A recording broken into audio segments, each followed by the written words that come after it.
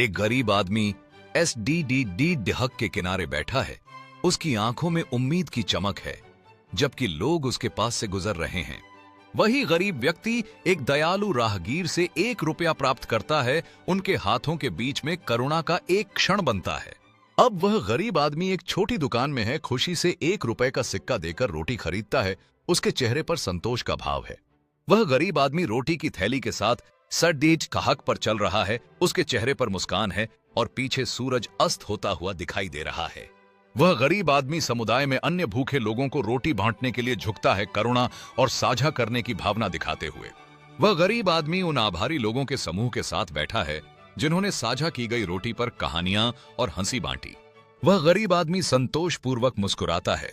उसके चारों ओर उन लोगों के खुश चेहरों का समूह है जो उसने मदद की है। वह गरीब आदमी आकाश की ओर कृतज्ञता से देख रहा है, जैसे एक कोमल हवा उसकी बालों को लहराती है, आशा और संतोष का प्रतीक।